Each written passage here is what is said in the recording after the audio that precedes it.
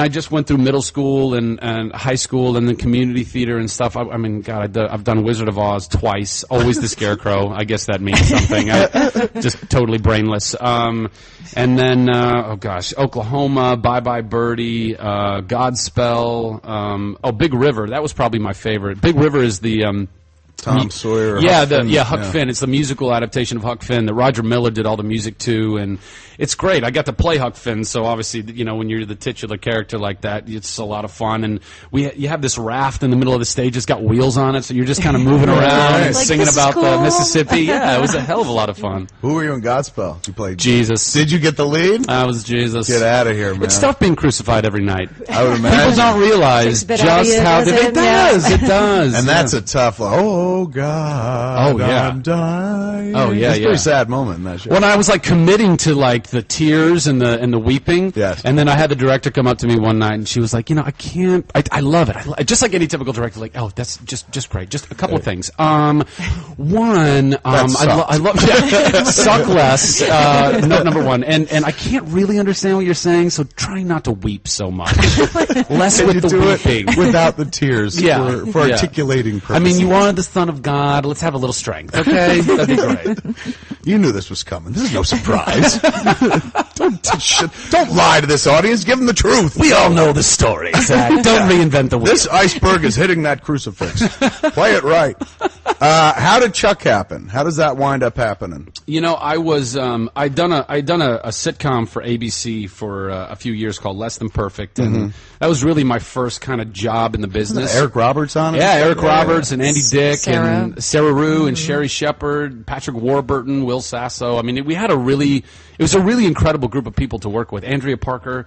And I learned a lot. I mean, I was 21 when I booked the pilot, and it was holy crap. Yeah, it was. Definitely. And you were stoked. I was so stoked. I was incredibly stoked, and it was a really good kind of transition because doing multi-camera, obviously you have a live audience, and coming from nothing but theater, my chops were all still kind of in that a little bit broader mode, like and then I'll go this way. Exit stage left. Right. And it took me a couple of episodes to realize that I didn't really have to project to the audience. That's what the microphones in my face were for. Like, why is that guy so loud? Yeah, God. The boom operator's like, just shut up. Just 1 second, just shut up. There is no old lady in the last row. There is no. And she's got cans on, okay? So it was a really cool learning, growing process, and then that came to an end, and then there was about like a year in there where I wasn't really working all that much. I mean, I'd done, Is that what you did Curb? You did Curb then, or during Chuck? No, I think I did the Curb episode actually while I was doing Less Than Perfect, which was so awesome. Like, I worked with him once, and he was kind of a dick to me. He was good to you? Who was? Larry was? Yeah. Not to me, but it was weird. And again, it wasn't his fault. Like, we were shooting political spots, or not political, get out the vote spots for Norman Lear's organization.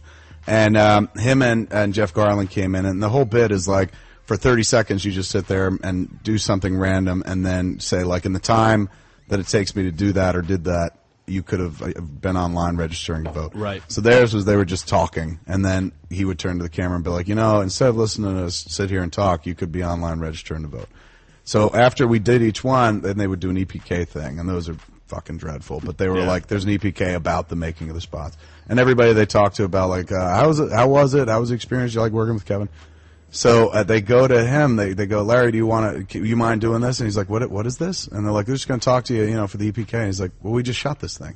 And they're like, no, this is for the EPK. And I'm off standing to the side going, this is like fucking something out of the show. Because the dude, you could tell he's getting like, what are you talking about? And then finally he's like, okay, I'll do it, I guess. I'll do it. And they interview him. They get through the first question. They're like, how was the experience? What'd you feel, man, in terms of getting out the vote? And he said something kind of nice. And they're like, what was it like to work with Kevin Smith? And he goes, I don't want to do this anymore. And he literally walked out. And I was just like, holy crap, that's just like Curb Your Enthusiasm, man. Well, he's consistent. Yes. Yeah. But I never got the impression that he was like, I don't like this fucking dude, because we had just done the spot together. But he was just like, I don't want to do this bullshit interview. Like, I don't know this guy. He seems nice, but I'm gone. I think that was more his distaste for EPKs than anything else. Exactly. Which, by the way, I get. No doubt. I love the march out.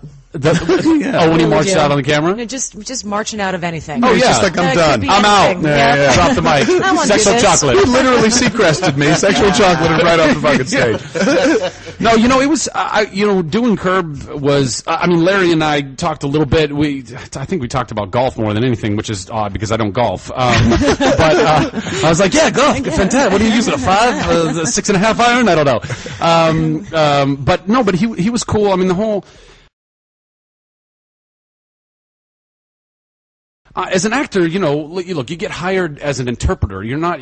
Which is great, but it's somebody else's words, and they go, hey, you interpreted this better than everybody else, so you get the job. But with something like Curb, it's really kind of like a feather in the cap a bit, and it bolsters your confidence as a performer because at the audition you get a little fortune cookie-sized piece of paper that says, this is your character and this is what your objective is, and go. And so you go find like a corner of the casting office and spend like 15 minutes just coming up with a whole bunch of crap.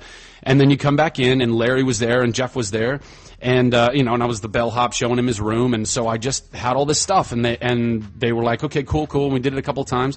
And then, they called me and said, hey, we'd love for you to play the role. So I kind of felt like it wasn't just that they liked how I interpreted what they did. They also liked some of the lines you came up with. Yeah, exactly. So you got to collaborate and write. Totally. You met the challenge. Totally, yeah. And coming from a Larry David and a Jeff Garland, it's like, that's pretty awesome. Yeah, that's and Jeff at one point, because I didn't really get to work with Jeff, it was really all with Larry, but Jeff was there a lot, obviously, and he pulled me aside at one point and was really cool and really nice and very complimentary and happy to have me there. So the experience was awesome for sure. Right. But that was during Less Than Perfect, and then I did like Big Mama's House 2. That was during Less Than Perfect, and but then afterwards I did a couple indie films like Shades of Ray and this movie called Wieners that I'm not even going to touch on. But it was a fun experience for sure. But then, anyway, so then I was just kind of kicking around, and I was running out of money very quickly, and then pilot season came around, and I was told about Chuck, and it's the show about this guy who is kind of, he's kind of a little down on his luck, and he doesn't really have all that much motivation in life because he got screwed and got kicked out of college, and he's working at a Best Buy type store, and fixes computers and loves video games and comic books. I'm like, sign me up. Like, what are you like? Come on, following me. exactly. And then of course, he gets this thing, and now he's a part of espionage and spies. I'm like, this is a total dream come true. Like, I really hope I can get this. But as an actor, like, you never want to make anything too precious because 900 times. Excuse me, let me work that ratio out. More often than not, more often than not, you don't get it. It goes to somebody else, and them's the breaks. So I was kind of trying to keep it at a little bit of a distance. Like, okay, I really, really want this, but I'm not going to pretend. I'm going to pretend like, whatever. I can take another one. Was it tight? Was there a lot of competition for it?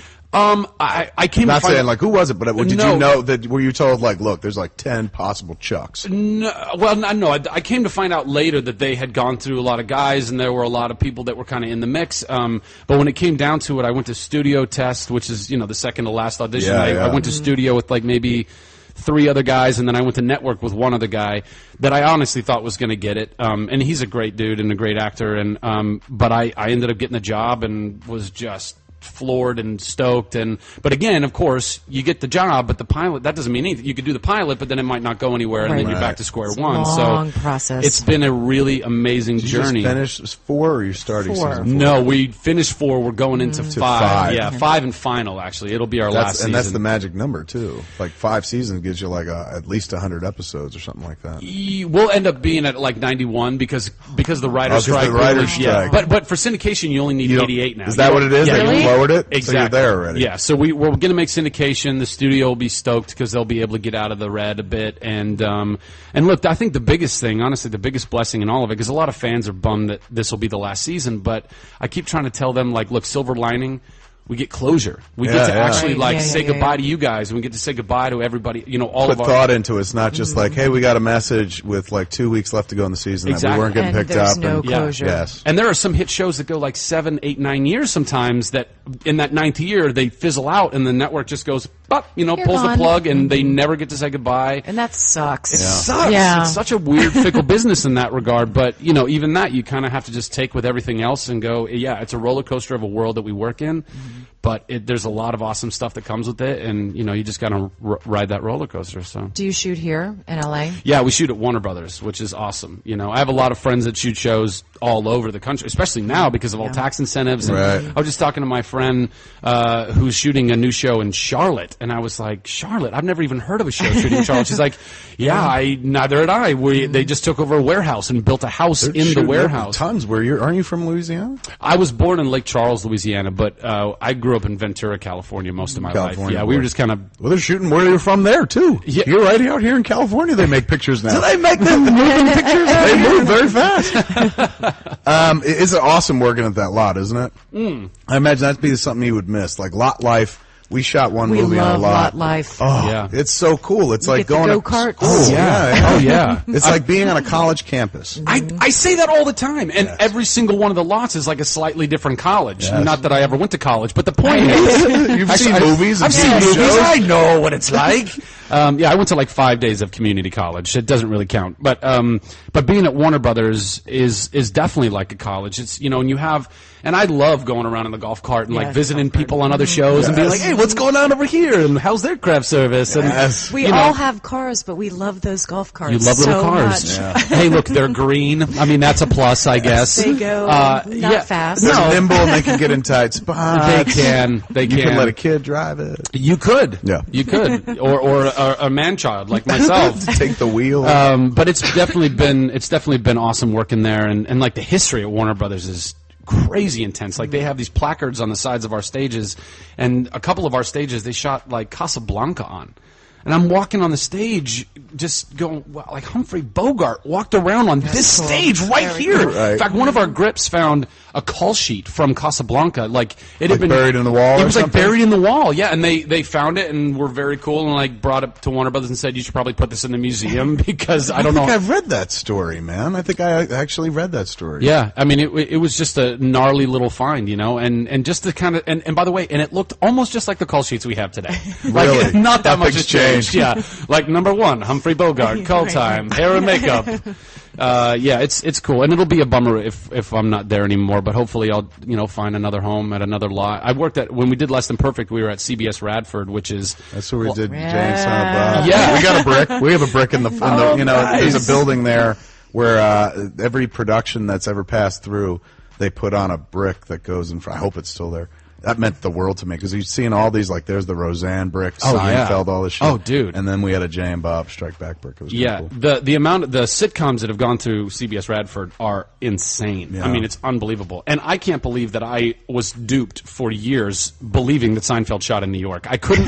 They literally had that one teeny little back street Right. at Radford that doesn't look anything like New York, but you totally buy it. You believe every No, you second don't. of Not it. if you're from the East Coast. Well, I did. Oh my God! Every time I saw that street, I'm like, "Come on, try harder." Yeah. It was always there's no dead end streets really in New York like that. There was always kind of a truck, Yeah. right where it needed to be. Exactly. Yeah. That's Always a cool moving. outfit. Someone's always moving on that street. What is the Nerd Machine? Yeah, I want to hear about this. Yeah, I think. Well, first of all, my pitch might be long-winded because I have a Dude, hard you're time. on this show. Long-winded ain't a problem. You're always going to We come off. welcome it. But basically, I just, Comic-Con has been such an incredible experience for me, being a nerd myself and being fully into video games and comics and technology and stuff. And then being so loved and received down there, you feel like a Beatle at Shea Stadium. I mean, it's like this incredible world and a world that I love so much. But over the years, I've kind of noticed all these things that I wanted to, I don't know, kind of improve upon or change or just do a little different or whatever as a nerd. And so, and I also noticed there was no like real brand for nerds. Like if you're, you know what I mean? Like if you're into like extreme sports or you're into like surfing or skateboarding, there's Rip Curl and Quicksilver and all that stuff. Right. And if you're a basketball player or a football player, Reebok and Nike and all that